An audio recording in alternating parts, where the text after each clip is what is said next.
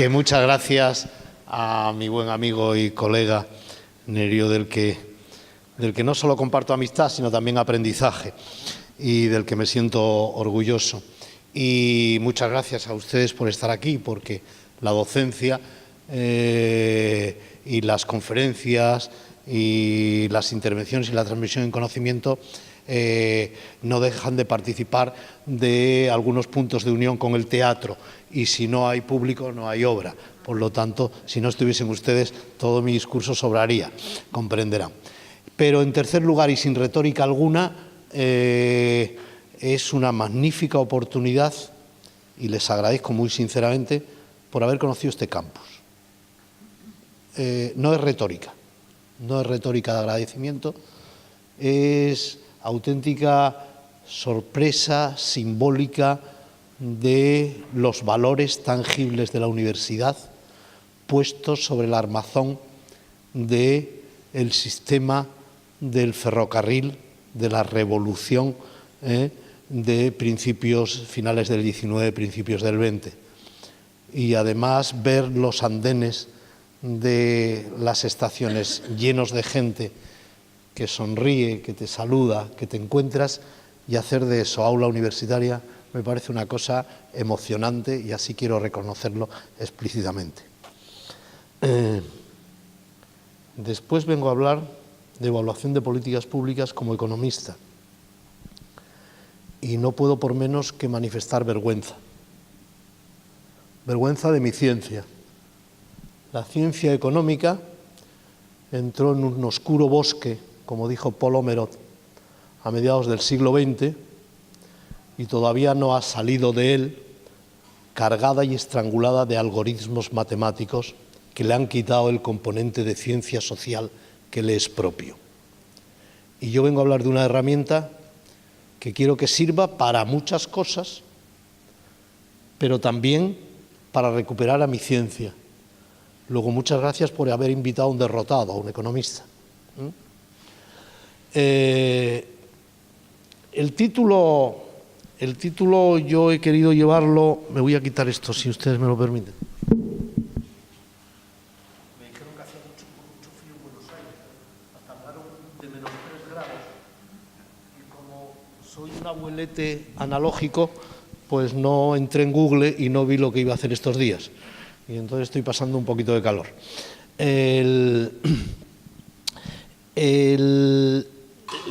Quiero vincularlo en esta conferencia en la universidad al método, a la metodología de evaluación, y quiero hacerlo desde mi posición ideológica. Todos los que pasen por aquí, todos los que nos subimos en las tarimas de las aulas, lo hacemos desde una posición ideológica, pero nos diferenciamos en dos grupos: quienes no lo reconocen y quienes sí lo decimos. Por lo tanto, yo no vengo a hablarles de ninguna ciencia ni de ningún análisis neutral. Vengo a hablarles de un análisis comprometido, de un investigador que con su equipo lleva más de 25 años haciendo evaluación de políticas públicas. Dice ese currículum que soy el evaluador español que más evaluaciones ha dirigido. Bueno, eso en términos de evaluación no significa nada, porque si son todas malas, lo que soy es un desastre. Por lo tanto, habría que decir algo más que el número. ¿Ven ustedes cómo la cuántica no explica nada? Ni siquiera en los currículum. A propósito de los currículum, y ya que veo aquí a mucha gente joven, los currículum son, lo siento por los compañeros que piensen distinto y en unas aulas magnas como estas, pero tienen bastante mentira. Los currículos se llenan de hojas a través de las canas y no siempre a través del buen pensamiento. Mi primer artículo tardé 3 meses en hacerlo. Tuve que utilizar las influencias de mi catedrático Carlos Román para poder colocarlo en una revista de cierto nivel. Hoy escribo los artículos en el AVE y me los publican todos. Los de hoy son peores que aquel. Por lo tanto, la gente joven que piense que el currículum hay que trabajárselo, evidentemente, pero la magnitud del currículum no es un buen indicador.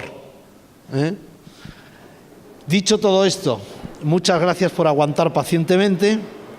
Pueden ustedes intervenir en el momento que quieran. Esto es una clase más que una conferencia, ¿eh? Y yo voy a empezar mostrándoles algo que me ha quitado muchas preocupaciones. Es una obra no excesivamente brillante, pero pedagógicamente estupenda.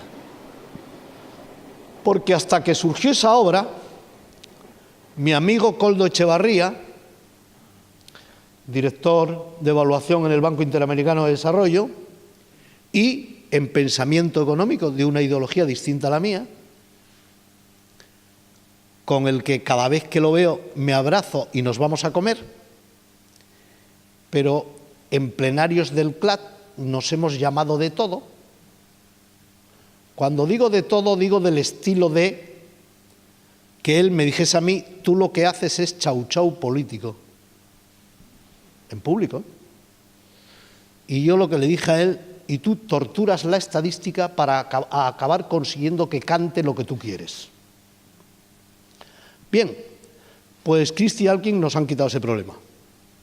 Porque a partir de que yo hacía chau chau, yo no era evaluador, a partir de que él torturaba los números, tampoco. Y nos dicen: no, si sois todos evaluadores. Solo depende de donde se ponga el pajarito a cantar. Y esto, que volveré después al final, pues ha sido de gran relax. El Tavistock de Londres, ya en su obra del 83, en la metodología de evaluación de la Unión Europea, el programa MINS, ya lo recogía. Ya recogía que había bastantes cuerpos disciplinarios haciendo evaluaciones con metodologías diferentes y desde campos de las ciencias sociales diversos. Pero esto es muy pedagógico, ¿no? Por lo menos a mí me lo resulta. Ya saben ustedes que quien les habla está aquí. Hombre, y a veces bebo un poquito de aquí, pero desde luego no voy a dedicar ni un segundo del poco tiempo de vida que ya me queda a hacer tesis doctorales sobre el método. Y a discutir si en la campanita de Gauss la esquina de la derecha se sale un 3% menos, y mucho menos si eso me lleva a lo que yo entiendo esquizofrenia de hacer un experimentalismo y colocar para juzgar la falta de asistencia en los jóvenes, los niños al colegio en Chacala, México, caso real, hacer un grupo experimental entre a los que se les da un bocadillo y a los que no se les da bocadillo y concluir que aquellos que se les da bocadillo tienen menos absentismo escolar. No estoy dispuesto a perder ni un segundo de mi tiempo en eso. Pero entiendo que haya compañeros que lo hagan. Y compañeras. Yo estoy en otras. Yo veo desde mi espacio, desde la cuarta potencia económica de la Unión Europea, que tiene al 63% de paro juvenil, donde el Instituto Nacional de Estadística de España dice que quienes más han padecido la crisis son los niños de las rentas más bajas, no los empresarios y los banqueros, sino los niños de las unidades familiares de rentas más bajas. Cosa que, por otra parte, tampoco hacía falta mucho análisis porque es la historia permanente del sistema. Pero yo no creo que estemos ante una crisis coyuntural. Esta no es una crisis más del capitalismo. Esta es una crisis del sistema, con toda su profundidad. Ya sé que no va a desaparecer el capitalismo pasado mañana. Pero si a un patricio romano, sentado en el teatro con su túnica, viendo y divirtiéndose, echando cristianos a los leones,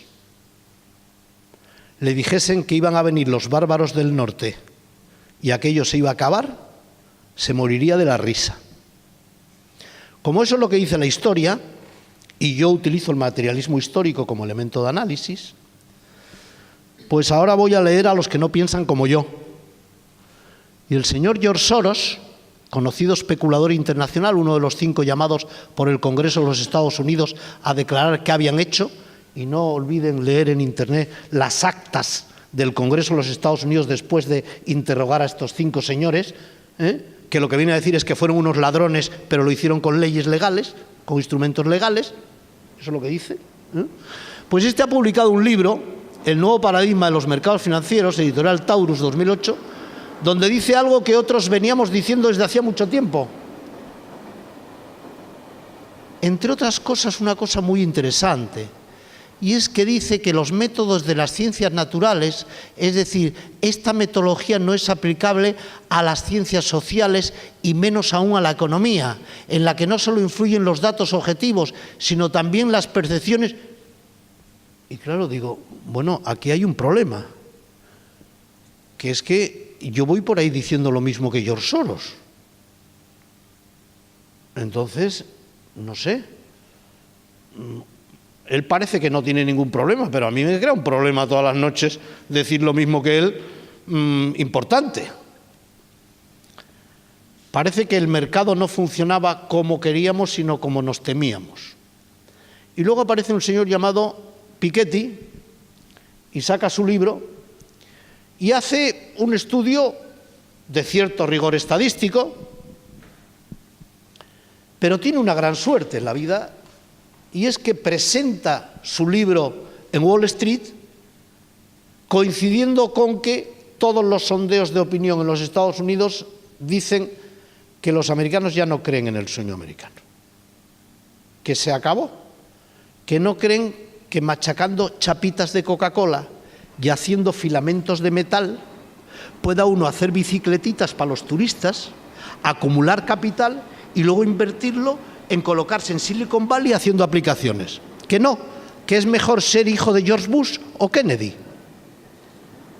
Y entonces, como esto se lo dice el señor Piketty, y luego Naomi Klein escribe un libro en Paidós en el 2015 del capitalismo contra el clima, y dice que nos queda muy poco, o que queda relativamente poco, o que nos estamos cargando el planeta, y su compañero, que es un director cinematográfico en Hollywood, ha conseguido más que el libro, que ha hecho un documental que viene a ponerlo de manifiesto.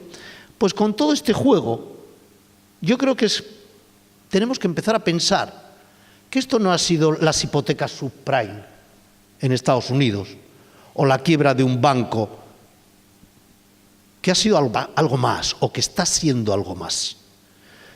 Está siendo algo más porque en la Unión Europea estamos padeciendo un austericidio económico que lleva a que el 40% de los niños españoles tengan que reclamar en vacaciones que sigan abiertos los colegios para comer al mediodía. Españoles. Es que tengo que insistir mucho en esto, porque cuando hablo en otros territorios, recientemente en Chile, no me creían. No creían que los profesores de las enseñanzas medias de la Comunidad Autónoma de Madrid hayan pedido al gobierno de la Comunidad Autónoma de Madrid que este verano se queden abiertos los colegios para que los niños puedan ir a comer en la cuarta potencia económica de Europa. Pero esa es la realidad, o al menos una parte de la realidad. Claro, por eso yo tengo un presidente del gobierno que está absolutamente descompuesto, porque 2 catedráticos de economía que tiene de ministros le dijeron en el 2011, presidente, el Producto Interior Bruto está un 5,4 por debajo, luego estamos en crisis. Como tú consigas llevarlo al 1%, el pueblo te aclamará.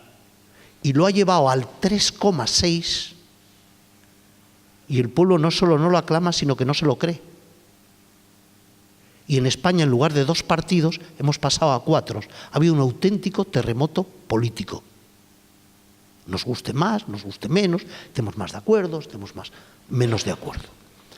Como veo eso, como veo que estamos ante una crisis política que marca un desastre ético, 22 millones de jóvenes en la Unión Europea en paro, una Unión Europea que hace una cumbre de jefes de gobierno cada 2 meses, Inglaterra que dice que se va, populismo xenófobo, el Mediterráneo hecho un mar de cadáveres. Como veo todo eso, creo que efectivamente con Antón Costa la desigualdad asesina la democracia, porque la desigualdad económica produce desigualdad política, porque los pobres, y a lo mejor eso interesa mucho, se autoexcluyen de la política, y porque la política populista sustituye a la política democrática. Y sobre populismo, si quieren, hablamos un rato, porque el término a mí no me gusta, lo que pasa que el castellano, que es más rico que el inglés, a veces tampoco encuentra cómo decir las cosas, o yo, con mi torpeza semántica, no soy capaz de encontrarla. Bueno, más allá de que el señor Trump le ponga alguna pega, lo que está claro es que estamos en el marco de la globalización.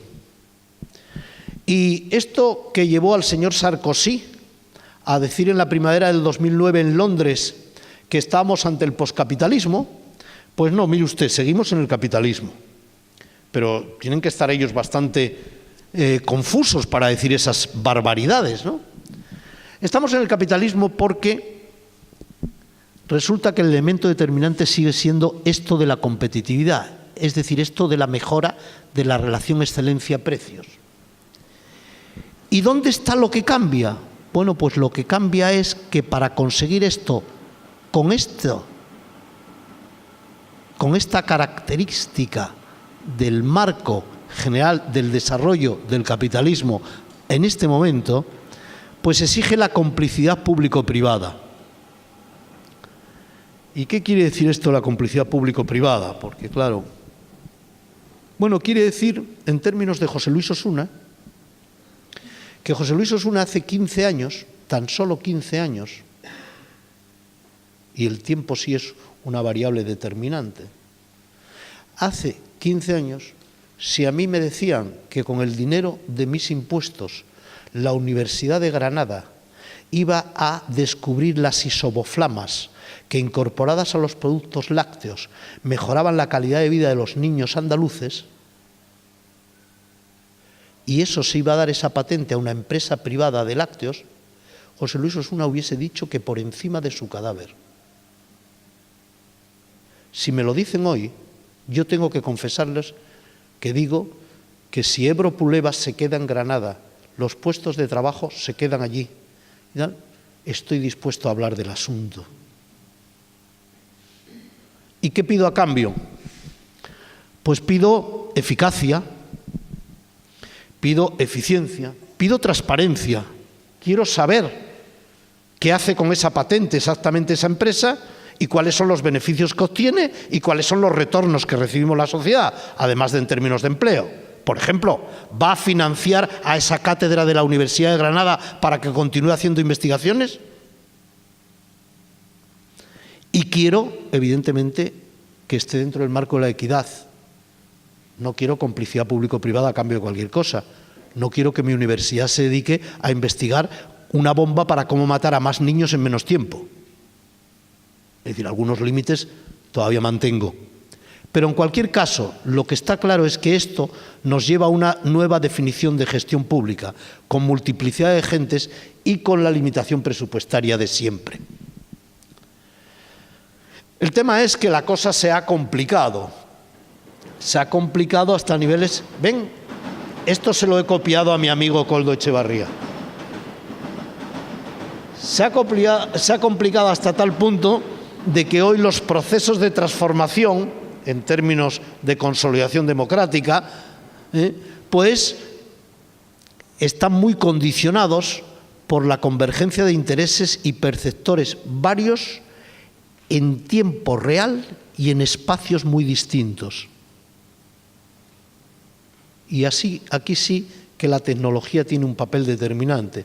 La nueva revolución tecnológica no es, como dicen algunos colegas, igual que el ferrocarril a finales del 19. Es mucho más, porque tiene una rápida obsolescencia tecnológica que no tenía aquella. Porque esto era hace 2 años modernito. Ahora hay una ficha que apenas se ve. Y en el mes de septiembre, la Universidad de Sevilla, el Vicerrectorado de Planificación Docente, nos ha dicho a todos los profesores que pasemos por el hospital universitario, que nos van a incorporar aquí un microchip con el cual solo con pensarlo van a pasar las transparencias. Yo me voy a negar, porque ya he dicho que yo soy de los antiguos, pero ellos están en ello, me consta que están en ello. Por lo tanto, estamos ante convergencia de intereses y percepciones muy distintas, estamos ante un poder político que, como bien dijo en el Congreso del CLA celebrado en Montevideo el presidente uruguayo Mújica, se ha echado al lado frente al poder económico. O si quieren, y permítanme alguna licencia, aunque sea antigua, aquello que venía en la página 70, entre la página 70 y 80 del tomo 2 del Capital de Carlos Marx, en la editorial ACAL, que fue la que yo trabajé en los años 70 y que es la hegemonía del capital financiero. Y el acuerdo de capacidad intertemporal muy limitada, por eso, porque las operaciones se hacen en tiempo real. ¿Recuerdan ustedes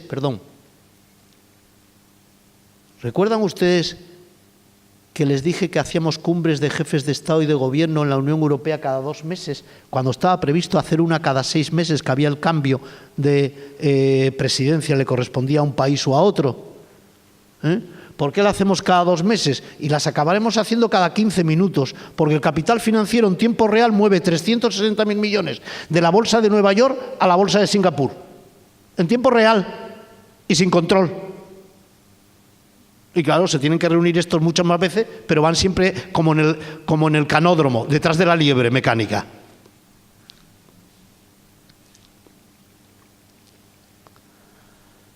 Bueno, pero nos va a hablar usted de evaluación algo, ¿no? Sí, pues vamos a hablar de evaluación. Y para ello nosotros tenemos una herramienta. Sí, cómo no. Claro.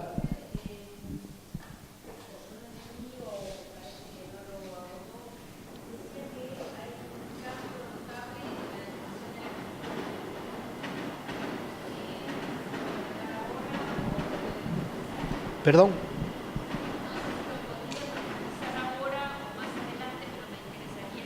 Sí, muy brevemente, mira. La nueva gestión pública viene participada por multiplicidad de agentes, es decir, aquí esto os suena conocido porque tenéis una estructura federal de Estado, pero donde no tenemos una estructura federal, o donde tenemos todavía estados centralizados, o donde estamos en el marco de la mayor integración mundial como es una unión económica y monetaria, no olvidéis que nosotros hemos cedido en el Tratado de Maastricht lo que daba cuerpo al Estado del siglo XIX, que es la posibilidad de emitir moneda.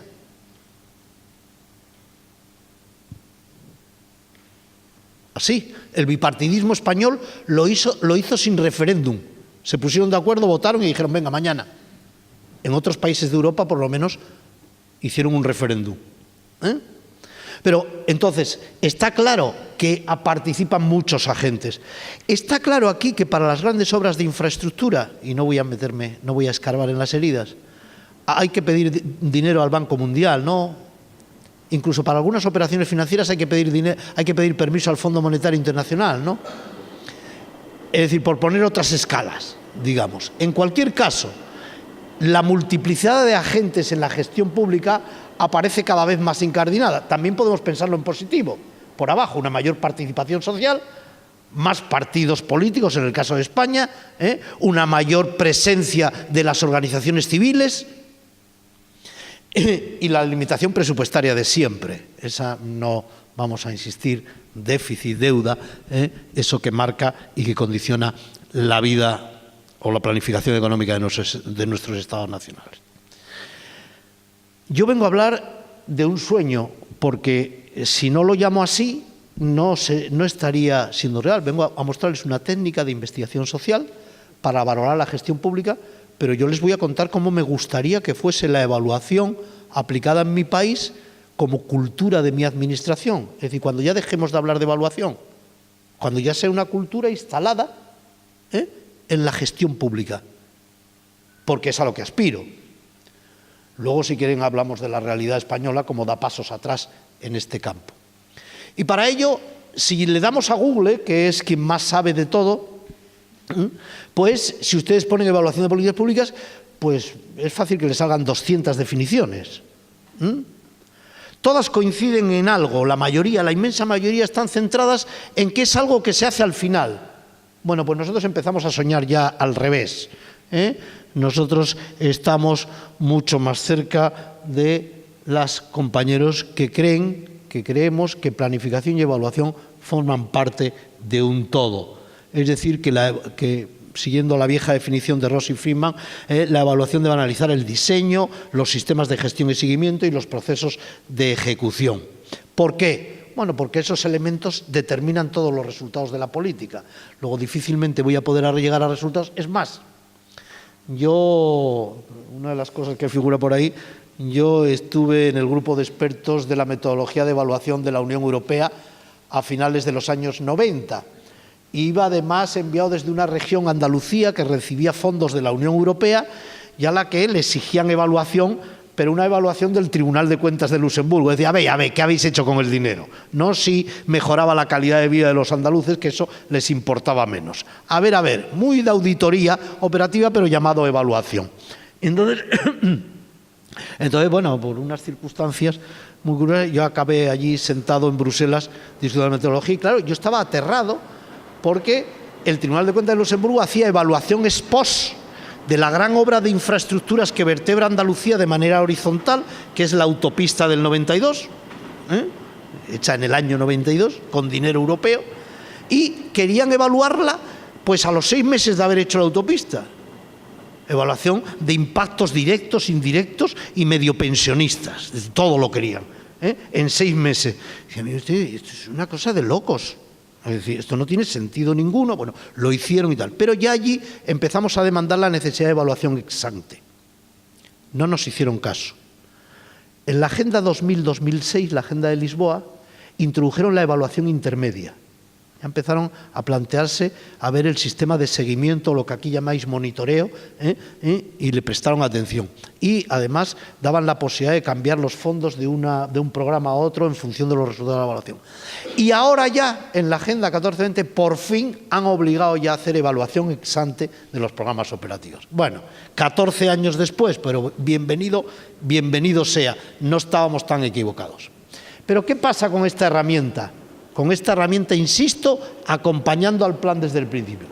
Pues pasa que los políticos, en general, y los gestores en particular, y los asesores que les rodean más, ponen mal el embudo y, por tanto, no les sacan a la evaluación todo lo que la evaluación puede dar, como herramienta de mejora de la gestión pública para, ya saben en qué ramita del árbol estoy yo, para la mayor calidad de la democracia.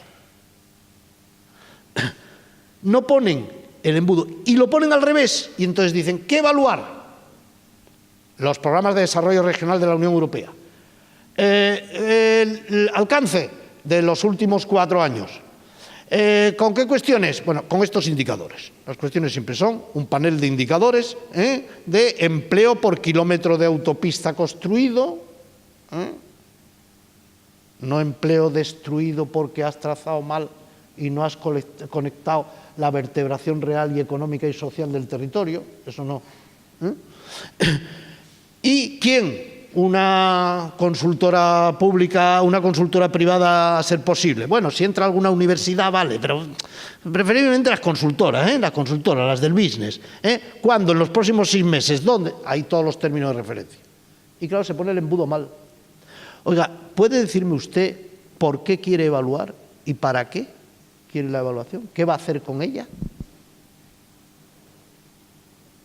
Cuando usted me conteste a eso, entonces ya vemos las motivaciones, las funciones, las utilidades y luego los términos de referencia del concurso público. Eso es fácil, eso es lo más sencillo. Lo difícil es dedicarle un tiempo a esto.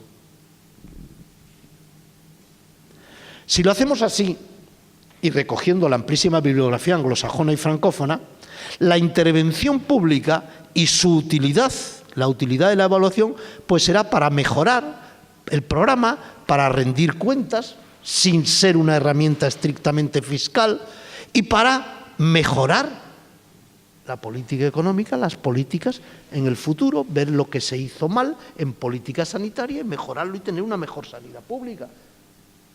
Es bastante de sentido común. Aquí tenéis lo que es el compendio de lo que aparecen casi todas las definiciones, salvado ese ex ante, de evaluación que encuentra en Google.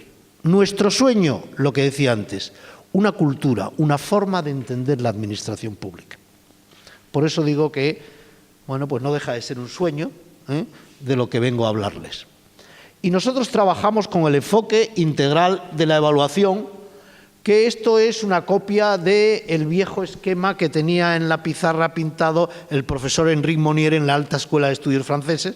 Lo que pasa que ahora con los PowerPoint y los coloritos y eso, pues nosotros lo hemos puesto así más adornado, y él lo ponía más simple. Pero no se dejen deslumbrar por los colores de la transparencia. Déjenme entonces acompañarlos a pensar que en esos problemas y necesidades que tiene la sociedad y que la acción pública está llamada a corregir, quieran o no quieran aquellos que niegan la necesidad de la intervención del Estado en la economía, pero luego utilizan al Estado para salvar bancos.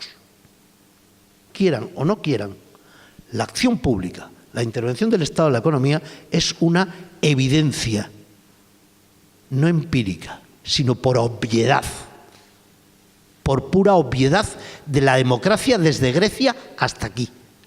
Y a mí me parece que discutir de obviedades es, bueno, pues seguimos, pero ya empieza a ser cansino. Sobre todo cuando tengo que soportar en los últimos años y en el siglo XXI que Marx, Engels, Lenin y compañía se levanten de la tumba y miren asombrado al señor Bush porque ha comprado la General Motors para que no cayese. Que no se les hubiese ocurrido ni a ellos tanta intervención del Estado en la economía. Por lo tanto, si esto es lo que se está dando, yo lo que les llamo la atención es que para conseguir unos resultados que evidentemente aminoren, atenúen o solucionen los problemas y necesidades de la población, volvemos a la transparencia, exigimos participación y responsabilidad, que creo que, viniendo como vengo yo,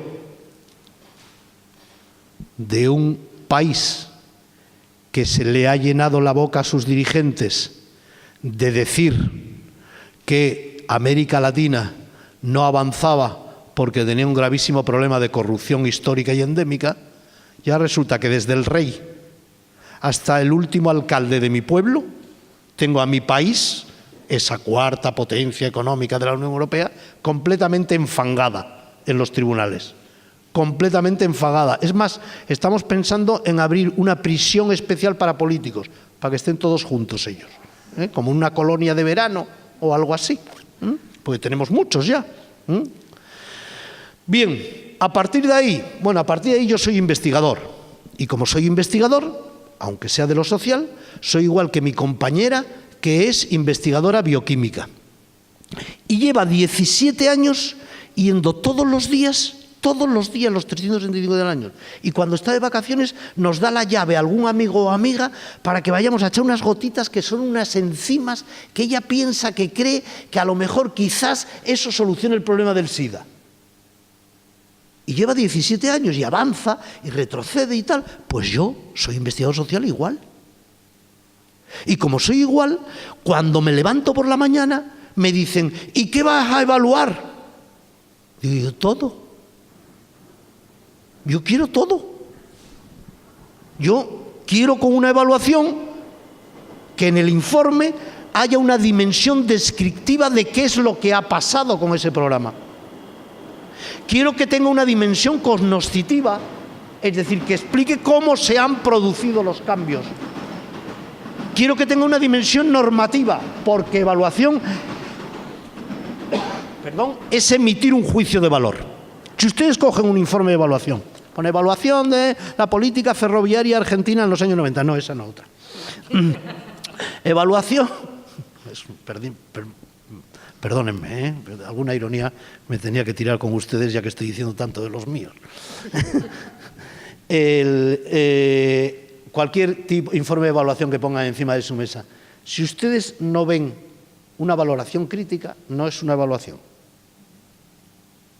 A menos que hayamos acabado con el problema que se trataba. Pero como en política sanitaria no acabamos con las enfermedades, en política educativa no acabamos con mejorar o llegar a ese estado ideal donde todo el mundo pudiese ir a la universidad, en eso sí que están ustedes mucho mejor que otro lugar del mundo, con una universidad gratuita, que aguanten, quedan pocos, ¿no? Aguanten, que la cosa está dura. Y quiero una dimensión instrumental, es decir, tiene que recomendar cómo actuar mejor.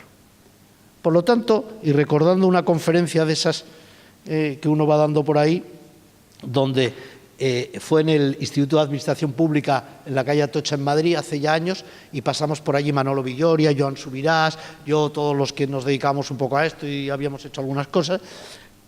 Y a mí me tocó el último día, y cuando me tocó intervenir a mí, se levantó un funcionario de la última banca y dijo: «Qué bien hablan ustedes, cuánto he aprendido, estoy encantado de haber venido, pero me voy de aquí sin saber, cuando pongan encima de mi mesa un taco de papeles que pone evaluación, yo que soy el que me lo tengo que leer y se supone medio aplicar, ¿cómo sé si es una evaluación o no? De eso no me han hablado ustedes». Y desde aquel momento, y yo lo cuento siempre, pues miren, es relativamente sencillo. Se coge el documento de 40 páginas, o 70, o 200. Y primero, ¿qué tiene que tener? Hombre, yo, siguiendo a Gunnar Myrdal, creo que lo primero que tiene que tener es una toma de posición ideológica del equipo evaluador. Es decir, que digan qué método y por qué. En segundo lugar, tiene que aparecer esa metodología y tiene que aparecer demostrada que se ha hecho. Después viene el contenido descriptivo de los resultados y luego tiene que venir una valoración crítica, es decir, tiene que venir qué funciona mal. Crítica, pero crítica en el sentido no fiscalizador, sino en el sentido de detectar como analista qué puede mejorar. Y eso de qué puede mejorar tiene que ir a las recomendaciones. Si no tiene estas 4 cosas, será un buen informe de gabinete, será una magnífica redacción, será a mayor loa del ministro de turno o la ministra, pero no es una evaluación. Por lo tanto, no es difícil, no hace falta ser un especialista.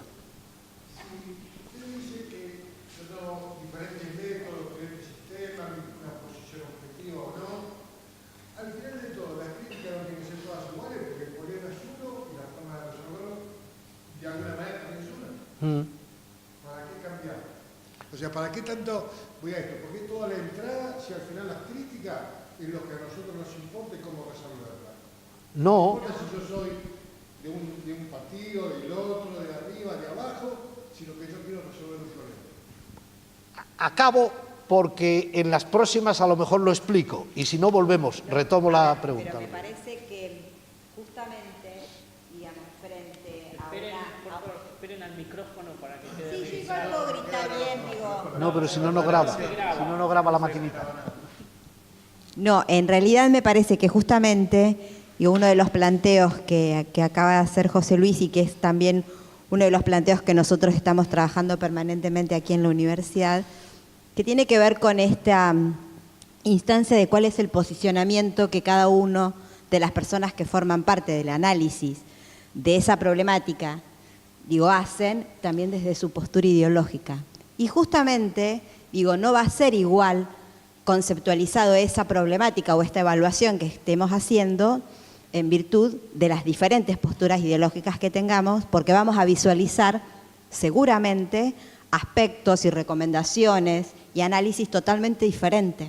Entonces, cada uno me parece que a esto apuntamos, que cada uno va a poder evaluar desde esa perspectiva propia, pero no necesariamente esa perspectiva es la única, que se va a poder contar, sino todo lo contrario. Justamente la diversidad de perspectivas es aquella que nos van a permitir todo el tiempo poder visualizar otra completud en el análisis.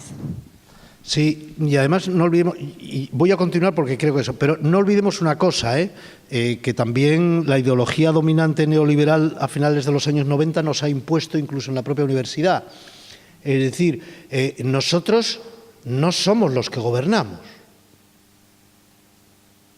Es decir, al gobierno lo elige el pueblo y el gobernante tiene el mandato para coger el informe de evaluación de José Luis Osuna, leérselo y coger una idea o dos y el resto tirarlo a la papelera. Aquí no podemos sustituir la democracia por los tecnócratas listos catedráticos y los catedráticos que gobiernen. Pues entonces sí vamos si nos hundimos, como mandemos a José Luis Osuna a ser ministro porque tiene más currículum y porque no sé qué, lo digo con datos. En Italia ya nombraron a un catedrático después de Berlusconi. Lo digo por Grecia. Ya nombraron a otro catedrático, otro tecnócrata. A ver si los tecnócratas vamos ahora a cargarnos la democracia. Cuidado con eso. Eso es muy peligroso. La evaluación es una herramienta más para el gestor, que si está instalada en la cultura saldrá automáticamente, se hará en aquellos departamentos históricamente y se irá mejorando el método adaptado a la evaluación de las estaciones depuradoras de agua en la provincia de San Juan. Y habrá ahí una cultura de gestión que se irá mejorando y cada año y cada vez que un político sea elegido y tenga ese departamento, pues se encontrará que ha pasado, se encontrará una respuesta cognoscitiva, normativa y propositiva y luego decidirá. Pero bueno, más allá de eso, porque creo que tiene mucho sentido la pregunta es de gran calado. Bien, aquí sobre el enfoque cualitativo no me voy a extender porque se nos está haciendo muy tarde y estoy aburriéndoos con muchas cosas. Esto está todo en Google, mucho mejor de lo que lo digo yo lo he sacado de ahí y lo he puesto en colorines, ¿vale? Pero sí quería reivindicar la evaluación como técnica de investigación social y quería ponerla al calor de cómo lo hacemos en el equipo de Sevilla. Que no es una cosa inventada por nosotros, lo hemos copiado de otros, fundamentalmente, insisto, de la Escuela Francófona de Alta Administración Pública, donde, bueno, bebemos más que de la escuela anglosajona, pero no son incompatibles, ¿no? Nosotros, en el marco de concebirla como una investigación social aplicada, y luego, insisto, que el político haga uso o no, y no en el marco de la auditoría operativa o de estos encajes de negocio que hay en torno a los materiales de análisis y la propia evaluación, pues a partir de ahí nosotros lo que hacemos es tener muy claro las fases de nuestro trabajo y ser absolutamente escrupulosas con esto. En eso sí que el grupo de investigación de la Universidad de Sevilla hemos tratado de quitarnos los viejos hábitos universitarios. ¿Qué son viejos hábitos universitarios? Bueno, pues por ejemplo el tiempo. En la universidad empezamos nuestra tesis doctoral. No, mire usted, si hemos ganado el concurso de la evaluación del programa operativo 2004-2007 de la provincia de Sevilla, hay que entregarlo el día 31 a las 12 menos 10, a las 12, perdón, que cumple el programa. Tenemos que saber que la última oficina de correos que cierra en Sevilla es la del Corte Inglés, porque hay que sellar, porque queremos concursar con Ernst & Young, con Coopers y con todo. Ahí nos estamos buscando los fondos. Por lo tanto, ahí hay determinados hábitos que tenemos que quitarnos. Pero avanzando un poco, y como esto es material documental que tenéis ahí, que no deja de ser una síntesis de todo lo que hay en la amplísima bibliografía, y quiero entrar al debate, lo que es cierto es que algunas ideas fuerza sí quiero recalcar de la bibliografía respecto a lo que estamos diciendo llevado ya a la evaluación final, la que interesa, la de resultados. Primero es que no tenemos una definición única y universalmente aceptada de resultados e impactos.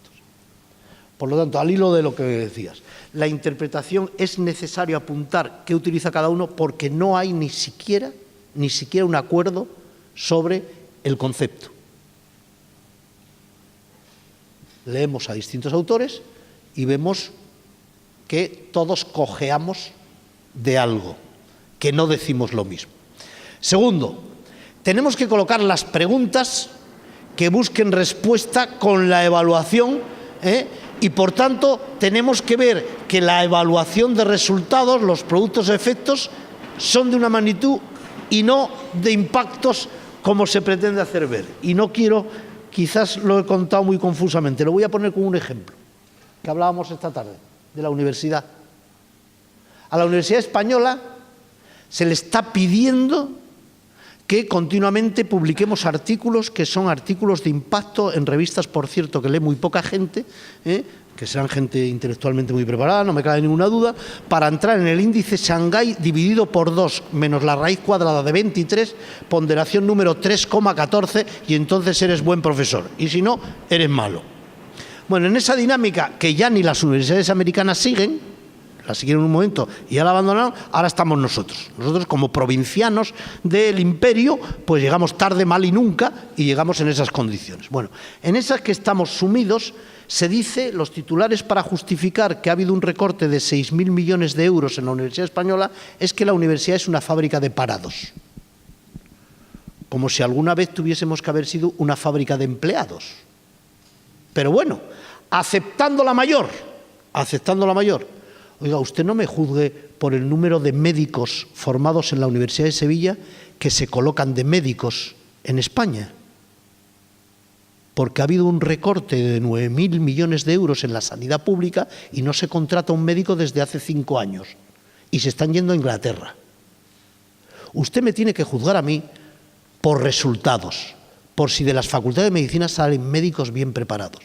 No porque se coloquen de eso o de profesores de surf. ¿Entiende usted?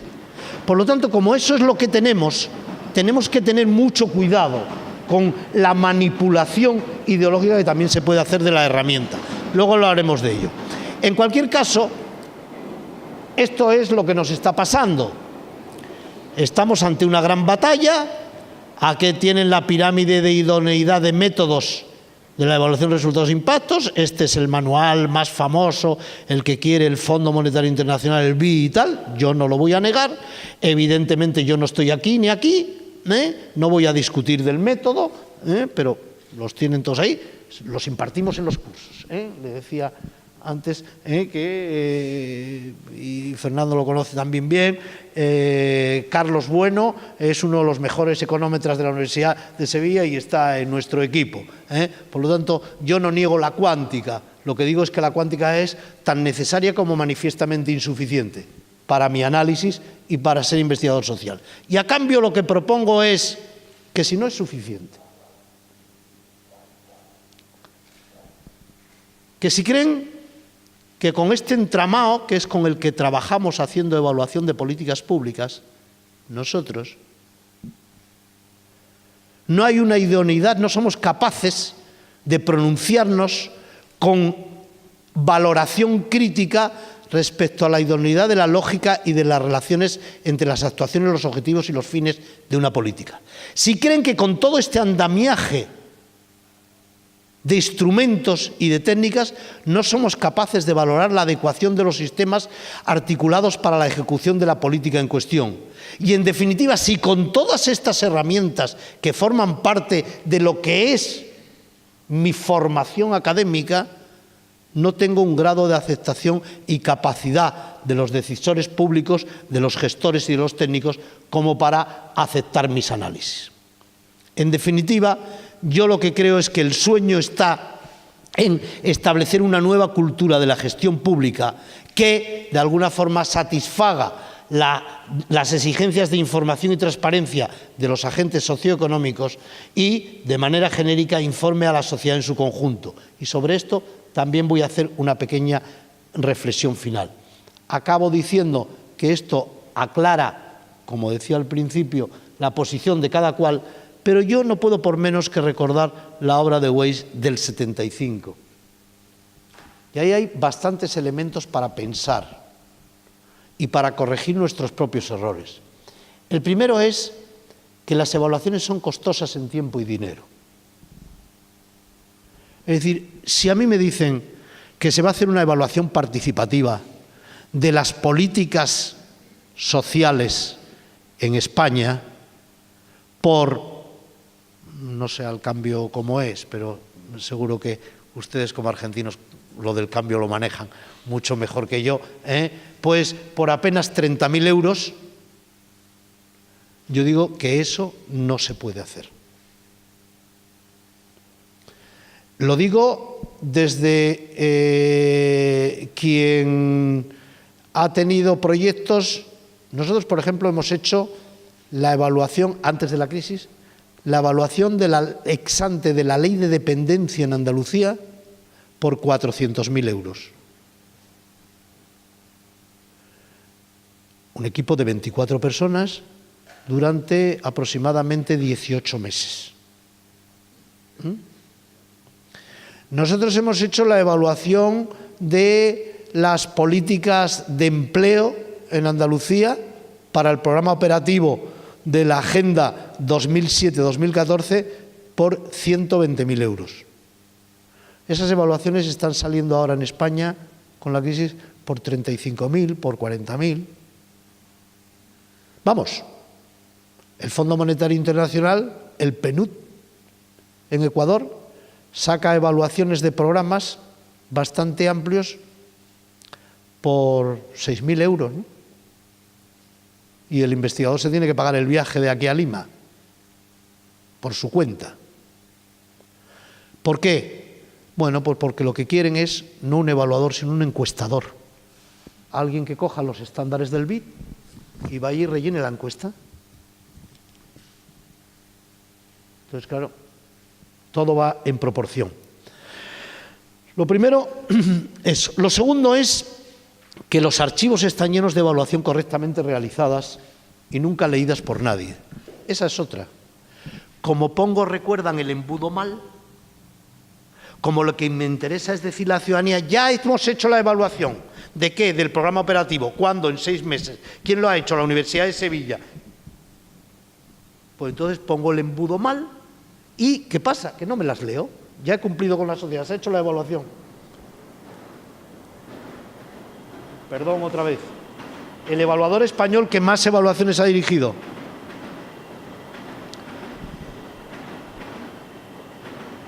Me han llamado a 4. Es decir, hemos entregado, nos las han pagado y nunca más. Menos en 4 casos. Uno de ellos el gobierno sueco. El gobierno sueco, evaluamos un programa de cooperación en África y 6 meses después de entregar y ya cobrado, recibo una carta que si puedo asistir al Parlamento sueco a exponer los resultados de la evaluación a los diputados. Y bueno, nunca me sentí tan... Aquí no sé cómo se dice, en España se dice cateto, provinciano,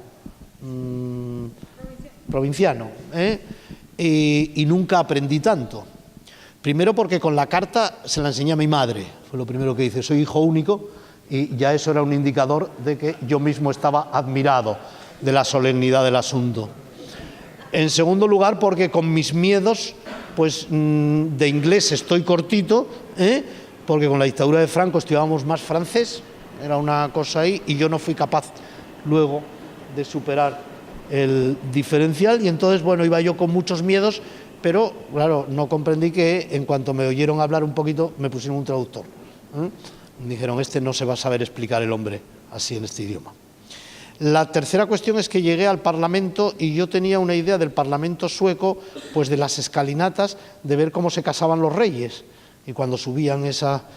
Y entonces yo creí que yo iba a entrar por allí.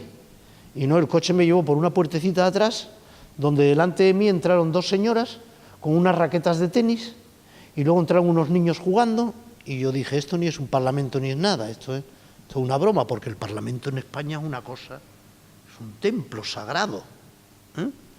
Bueno, el Parlamento sueco parece ser que por las tardes se utilizan las oficinas para otras cosas, lo cual ya dice mucho. Y yo entré y me creí que iba a hablar al Parlamento. Y me pusieron una mesita pues muy similar a esto, donde había los 4 partidos políticos que estaban representados en el Parlamento. Me dijeron, hable usted 15 minutos y cuéntenos lo que hay. Y me callé. Nadie me hizo ninguna pregunta ni nada, pero claro, me quedé allí, nadie me dijo que me fuese, y yo no sabía, yo no me muevo de aquí. Y ahora empezaron a debatir entre ellos. Fue el mayor aprendizaje de lo que es el uso de una evaluación.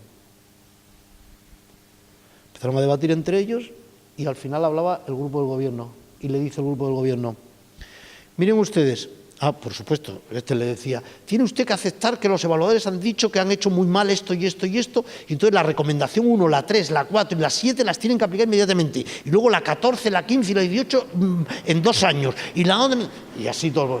Y llegó el del gobierno y dijo: miren ustedes, vamos a aceptar la recomendación 1, 3 y 5, porque con ustedes vamos a firmar un acuerdo en no sé qué. Otra cosa que no tenía nada que ver con la cooperación en África.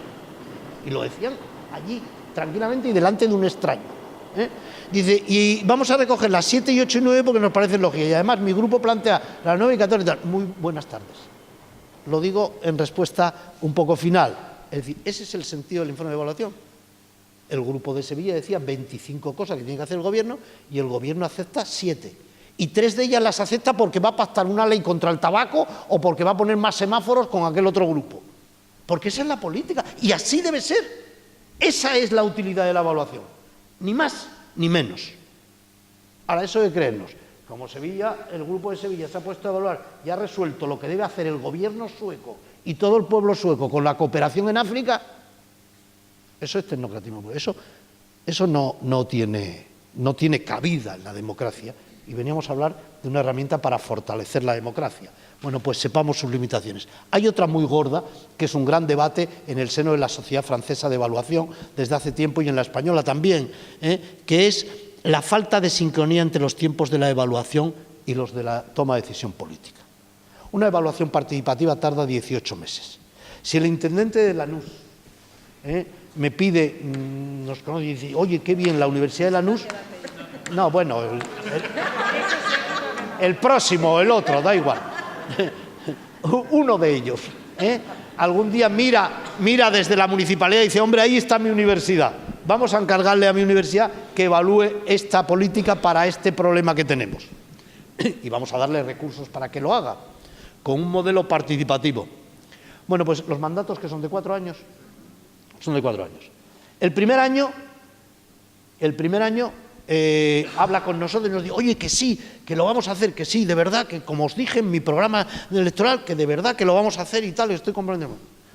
Pasan 8, 9 meses, 10 meses y viene un encargado, ya no viene él, viene un asesor o el que ocupe el cargo, y se reúne con nosotros. Pues empezamos a montar los términos de referencia, a hacerlo bien, legal, transparentemente, no sé qué, Han pasado 18 meses.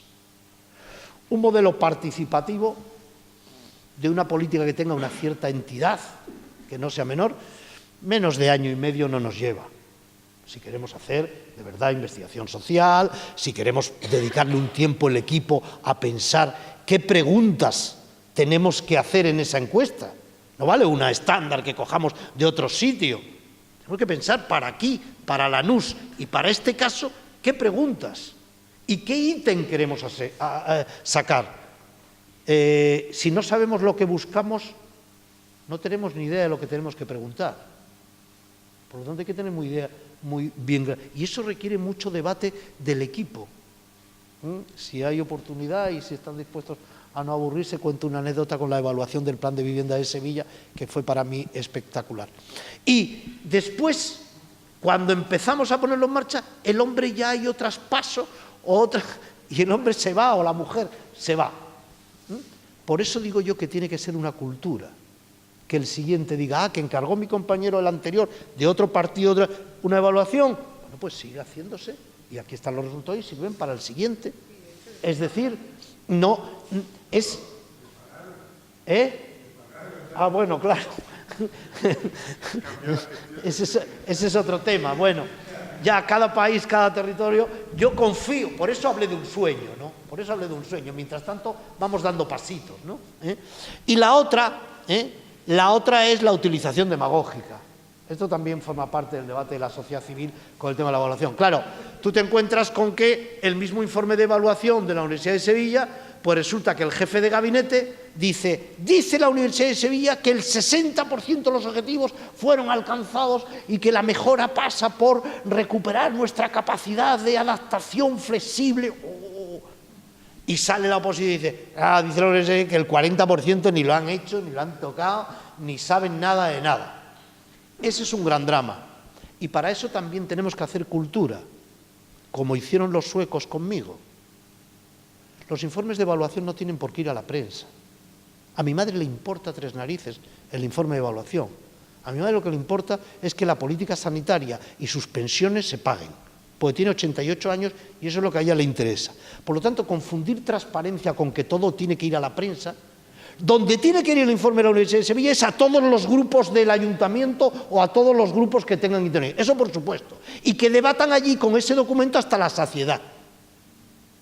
Pero a la prensa, titular de prensa, ¿qué importa que la Universidad de Sevilla haya dicho no sé qué? A menos que se quiera utilizar en un debate que no es el propio de la herramienta. Y claro, para eso se necesita cultura, cultura democrática, para eso se necesita cultura de gestión. Y ya acabo. Muchas gracias.